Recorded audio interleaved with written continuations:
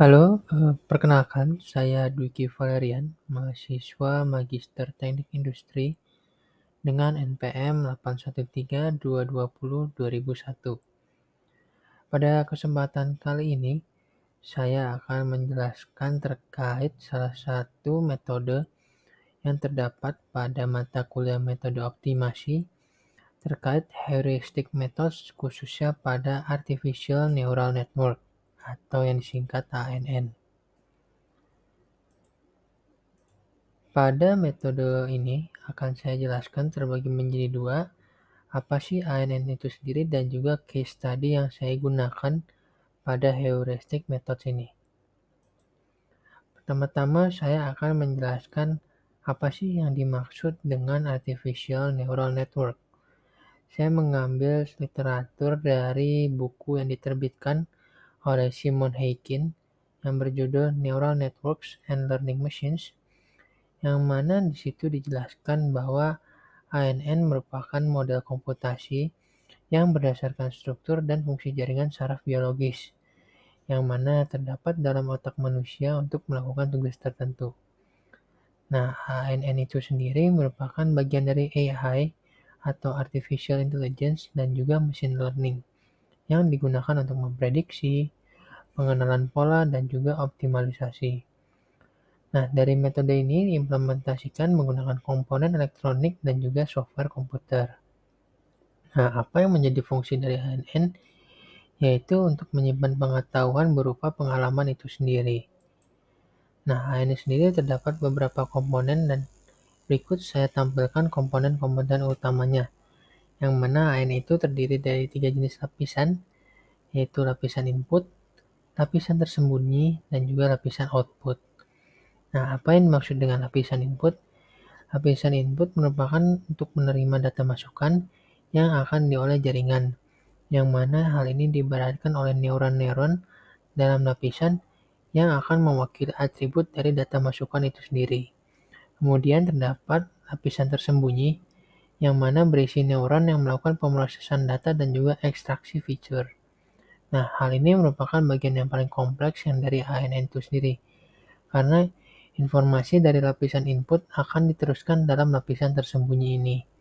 Kemudian selanjutnya ada lapisan output, yang mana pada lapisan ini menghasilkan keluaran berupa solusi dan juga objek permasalahan, yang mana ini terdiri dari penggunaan algoritma machine learning dan juga untuk digunakan sebagai penghasilan untuk bobot yang optimal. Kemudian seperti apa sih work system dari ANN itu sendiri?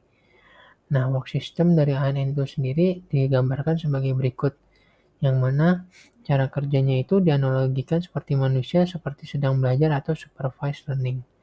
Dapat dilihat pada gambar di sebelahnya, yang mana terdapat 4 tahapan, yaitu dari input layer, hidden layer, dan hidden layer kedua, dan juga hingga akhirnya pada output layer. Dan juga di bawah ini terdapat bias inputs-nya. Selanjutnya akan saya jelaskan terkait case study yang saya ambil dari jurnal Engineering Reports berdasarkan Wiley.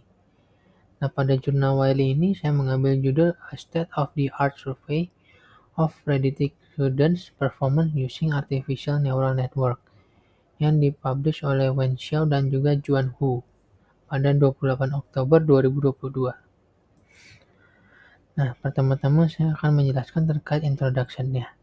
Nah, introduction sendiri dari jurnal ini yaitu perkembangan teknologi informasi belakangan itu semakin pesat ya, dan juga diterapkan pada lembaga pendidikan khususnya, seperti learning management system, message online open course, online question pool, dan juga adaptive learning. Nah, apa sih gunanya dari perkembangan teknologi ini? Yaitu untuk memprediksi kinerja siswa menjadi salah satu masalah penting yang ada saat ini, yaitu dalam penambangan data pendidikan atau data mining. Nah, hal ini itu berfungsi untuk mengidentifikasikan berbagai macam resiko kegagalan akademik siswa sejak dini. Jadi berdasarkan hal ini dapat diketahui pada saat mahasiswa masuk itu apa aja sih resiko-resiko yang berkemungkinan terjadi. Nah, dari situ model ini tuh dapat digunakan untuk memprediksi kinerja dari siswa pada masa yang akan datang, yaitu sesuai dengan karakteristiknya seperti demografi, pembelajaran online, dan juga skor-skor yang diperoleh daripada kursus sebelumnya. Nah, pada penelitian ini sendiri akan digunakan sistem e-learning seperti LMS atau MOOC dan juga menggunakan kumpulan-kumpulan data itu seperti memperoleh modal prediksi berdasarkan decision tree, support vector machine, logistic regression, dan juga k-nearest neighbor, dan pengklasifikasian lainnya untuk mencapai kinerja prediksi yang baik. Nah, ini terdapat teorema yang digunakan untuk pendekatan umum, yaitu untuk menunjukkan bahwa habitat terkunci dengan neuron yang cukup untuk mengandung unit transportasi affin, dan juga fungsi aktivasinya dengan efek squeezing. Ini itu dapat digunakan dalam mendekati setiap fungsi himpunan tertutup dan juga terbatas, yaitu dengan rumus R pangkat T, yang mana R sendiri itu dalam ruang bilangan real R pangkat T. Nah, berdasarkan teorema di atas itu, dapat diketahui bahwa ANN itu lebih baik daripada pengklasifikasi klasik seperti decision tree, support vector machine, maupun logistic regression. Hal ini dikarenakan ANN sendiri itu tidak perlu menyertakan komponen tambahan dari rekayasa fiturnya, dan juga dapat digunakan untuk membangun model prediksi end-to-end. Nah, selanjutnya akan saya jelaskan terkait metodologi dari jurnal yang saya kaji. Yaitu metodologi yang pertama itu terkait kinerja mahasiswa dengan metode ANR berdasarkan SAR. Nah, seperti yang diketahui bahwa berdasarkan pedoman oleh Kitchenham, SAR itu terdiri dari 3 tahapan utama ya. Yang pertama itu planning, yang kedua conducting, dan yang ketiga result. Nah, pertama kita akan jelaskan terkait perencanaan atau planning. Nah, pada bagian perencanaan sendiri akan dilakukan penentuan tujuan dari survei yang terdiri dari 6 pertanyaan. Sebelum kita masuk terhadap pertanyaan, hal ini dilakukan pada tahapan planning, yaitu mengidentifikasi dari questionnya, keywords-nya, sources, inclusion criteria, sampai extraction strateginya. Kemudian dari segi conducting, kita lihat dari literatur dan filternya. Kemudian kita melakukan exploratory analysis dan juga literatur, dan juga melakukan extra data dari literatur itu sendiri. Kemudian pada tahapan reporting, akan dilakukan pengkajian terkait objective and training dataset, types and structures, melakukan optimasi parameter dan juga hyperparameter, melakukan seleksi pada feature dan juga representasinya, hingga nanti pada performance-nya. Dan juga pada bagian kesimpulan itu ada summarize dari studi sebelumnya dan juga untuk future research seperti apa. Nah, berikut merupakan goals dari survei yang dilakukan. Yaitu ada 6. Yang pertama terkait apa sih yang menjadi tujuan khusus dari pemprediksian yang dilakukan oleh peneliti dengan menggunakan ANN. Kemudian apa sumber dan juga properti dari kumpulan-kumpulan data yang dikumpulkan oleh peneliti untuk digunakan pada pelatihan ANN. Kemudian dilakukan jenis dan struktur ANN tentang apa yang diteliti untuk memprediksi kinerja siswa. Lalu terdapat metode yang digunakan peneliti untuk mengoptimasi parameter dan hyperparameter ANN. Kemudian terdapat fitur yang disediakan oleh peneliti untuk memprediksi kinerja siswa pada ANN. Yang terakhir akan ditanyakan terkait bagaimana kinerja model prediksi yang dibuat oleh peneliti menggunakan ANN. Pertama kita mengenai conducting, yang mana pada RQ1 ini, penelitian itu memprediksi kinerja siswa menggunakan ANN telah meningkat pesat pada tahun 2019.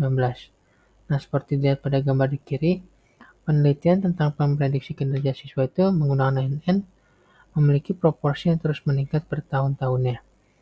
Nah, pengembangan ANN itu banyak sekali di bidang berbagai macam bidang dan juga penerapan dalam memprediksi kinerja siswa.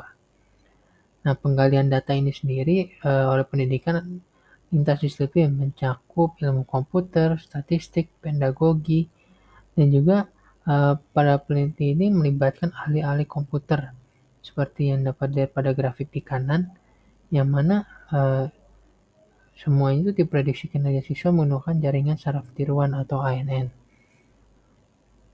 Lalu apa yang menjadi hasilnya? Kita lihat pada RQ1 terdapat banyak jenis kinerja siswa yang berbeda, yaitu kita dapat memprediksi kinerja siswa pada tujuan yang berbeda, seperti pada pertanyaan, mata kuliah, dan juga program.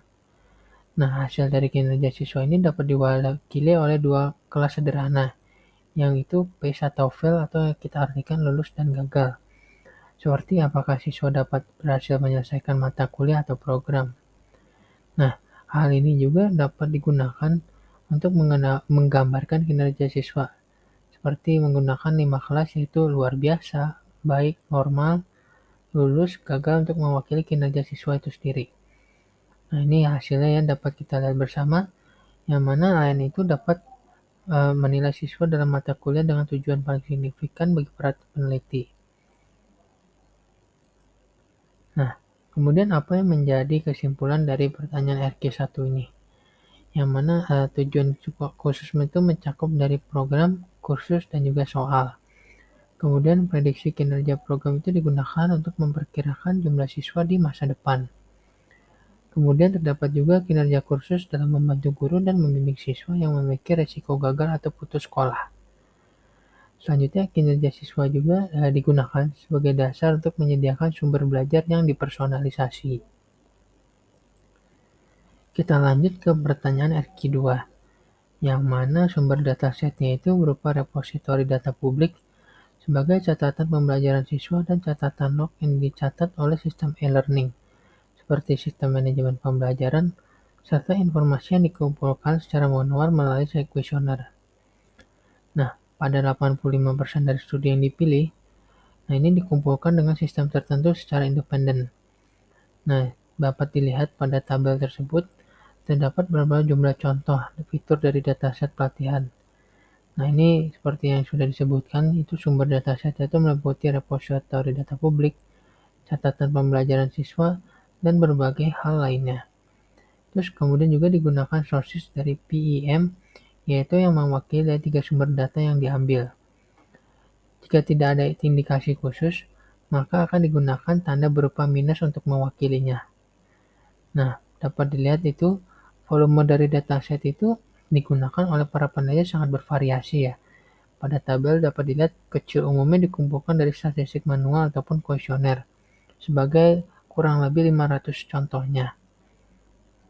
Nah, dari sebagai contoh ini diambillah sampel sebanyak 20.000 dari 13.900. Apakah untuk menguji AN itu sesuai dengan kondisi eksperimentalnya? Data yang dihasilkan itu sebenarnya tidak ada standar yang seragam pada dataset yang digunakan, dan juga dari studi yang dipilih hanya 6 peneliti menggunakan dataset publik, yang mana ini kinerja siswanya itu berdasarkan repositori pembelajaran UCI atau UCI, dan juga menggunakan OULA. Nah, dapat diketahui kinerja dari AN itu dibandingkan dengan metode konstruksi itu lebih baik dibandingkan kedua hal tersebut, dan juga dataset privatnya itu digunakan untuk sumber data dan tidak dibandingkan maupun transparansinya, sehingga penggunaan AN itu lebih baik dibandingkan metode-metode lainnya. Nah, apa yang menjadi kesimpulan dari RQ2 itu? Dapat diketahui sebagian besar peneliti itu mengambil catatan dan juga lokativitas belajar siswa dari berbagai jenis dan juga pembelajaran digital maupun sistem manajemen. Kemudian sumber data pelatihan juga mencakup dari statistik historis lembaga dan juga kuesioner yang dirancang khusus oleh peneliti. Kemudian kita dapat ketahui juga kumpulan data dari catatan atau log LMS dan MOC yang memiliki volume lebih besar dan kualitas lebih baik dari kumpulan survei ataupun kuesioner.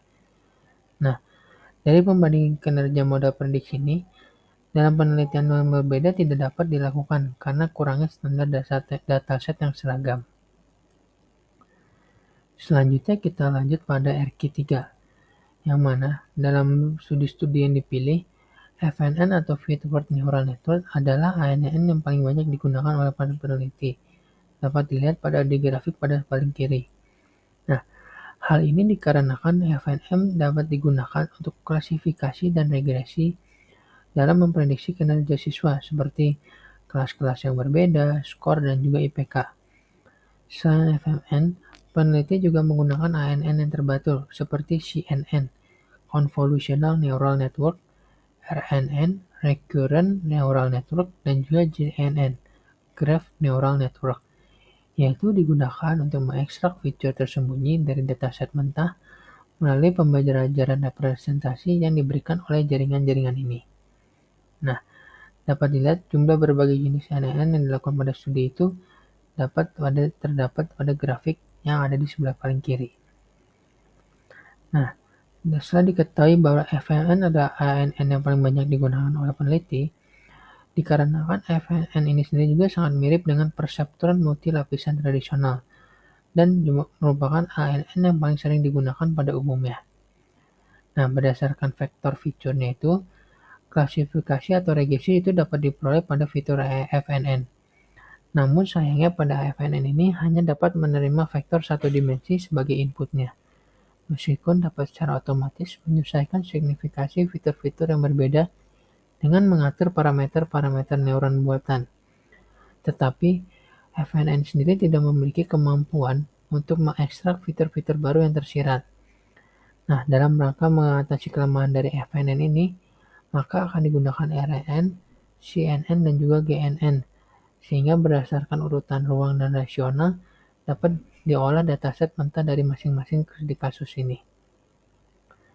Nah, selanjutnya, dalam mengatasi masalah dataset pelatihan berskala kecil, dapat digunakan GAN atau yang paling terakhir pada grafik tersebut, yaitu Generative Adversarial Network.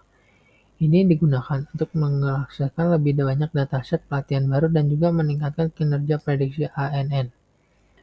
Nah, untuk melakukan perancangan ANN berdasarkan GAN, itu diperlukan dataset pelatihan baru berdasarkan data pelatihan yang sudah ada.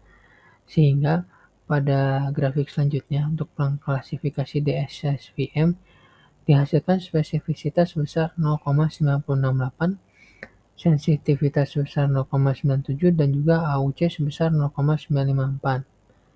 Nah, karakteristik yang paling signifikan dari struktur ANN adalah jumlah lapisan tersembunyi dan neuron buatan dalam setiap lapisan. Meskipun ANN terbaru itu klasifikasi gambar atau penulisan bahasa alamiah mengandung puluhan lapisan tersembunyi, seperti 22 lapisan tersembunyi. Nah, ini dapat dilihat ya pada grafik kedua dan ketiga yang berada di tengah dan di kanan merupakan hasil interpretasi dari penjelasan tersebut, yang mana pada grafik tengah itu dapat dilihat jumlah lapisan tersembunyi dalam ANN yang dibangun oleh sebagian besar peneliti kurang dari 5, dan juga hanya ada 3 ANN dengan lebih dari 10 lapisan tersembunyi. Ya, hal ini itu diprediksi bahwa kinerja siswa ANN dengan 10 lapisan tersembunyi dapat mencapai kinerja yang baik. Ini juga mencerminkan bahwa dataset yang pelatihan yang digunakan oleh para peneliti bersifat sederhana dan ANN dengan sedikit lapisan tersembunyi dapat mencapai fitting yang baik. Nah, jumlah lapisan tersembunyi pada ANN adalah salah satu hiperparameter paling penting dari ANN yang memiliki dampak signifikan pada kinerja ANN itu sendiri. Nah, yang menjadi kesimpulan dari RQ3 itu, ANN paling banyak digunakan oleh peneliti adalah FNN. Beberapa peneliti juga menggunakan CNN, RNN, GNN, atau ANN terbaru lainnya. FNN tidak memiliki kemampuan untuk mengekstrak fitur baru yang tersirat. Nah, para peneliti ini menggunakan RNN, CNN, dan GNN untuk mengekstrak fitur-fitur tersirat berdasarkan urutan ruang dan rasional dari dataset mentah itu sendiri. Selanjutnya kita lanjut ke RQ4. Pada RQ4 ini dapat dilihat dari algoritma-algoritma yang digunakan pada ANN, yang mana dari optimizer itu ada Levenberg Marquardt, SGD, dan juga Adam. Pada paling kiri merupakan algoritma optimasi yang paling umum digunakan, yang mana parameter ini termasuk bobot dan bias dari semua neuron dalam FNN. Bobot dari gerbang-gerbang yang berbeda dalam LSTM itu dapat diwakili oleh vektor delta yang pada di kiri. Nah, dalam melatih ANN itu adalah proses optimasi parameter secara terus-menerus berdasar nilai fungsi kerugian pada semua sampel dalam dataset penelitian atau yang digambarkan pada algoritma kiri itu L delta. Nah, tujuan penelitian untuk menemukan nilai minimum daripada parameter saat ini. Nah, kemudian kita lanjutkan terkait pada harapan matematis yang berada di tengah itu dapat diketahui bahwa keduanya sama ya. Karena dari 28 studi yang dipilih, para peneliti melaporkan metode spesifik dari mengoptimalkan parameter atau optimizer yang mereka gunakan. Sehingga dapat diketahui penurunan gradien stokastik itu pada SGD 71 dan juga estimasi momen adaptifnya itu pada bagian Adamnya. Nah, selanjutnya akan kita jelaskan mengenai laju pembelajaran adaptifnya, yang mana dapat dilihat pada gambar paling kanan NT merupakan momentum ke MT ke dalam SGD. Nah, ini membuatnya menjadi lebih lancar dan kurang rentan terhadap osilasi. Apa sih NT itu sendiri? NT adalah rencana laju pembelajaran yang tergantung pada waktu. Nah, NT ini biasanya berkurang seiring berjalannya waktu, yang berarti bahwa laju pembelajaran itu berkurang dalam proses pelatihannya, yang mana MT adalah jumlah berbobot dari gradien dari waktu 0 hingga T-1. Sedangkan lambda T adalah akar-akar dari rata-rata kuadrat dari gradien dari waktu 0 hingga T-1. Selanjutnya, apa sih yang dimaksud dengan RQ4? Apa sih yang menjadi kesimpulannya?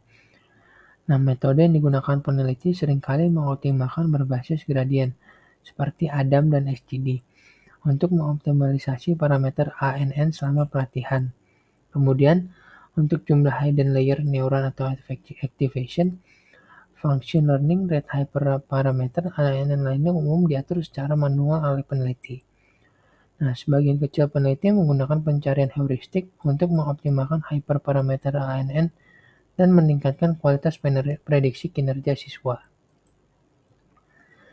Nah, selanjutnya akan dijelaskan mengenai hasil dari RQ5, yang mana pada bagian paling kiri merupakan data kartu pintar kampus siswa menjadi vektor 3 dimensi.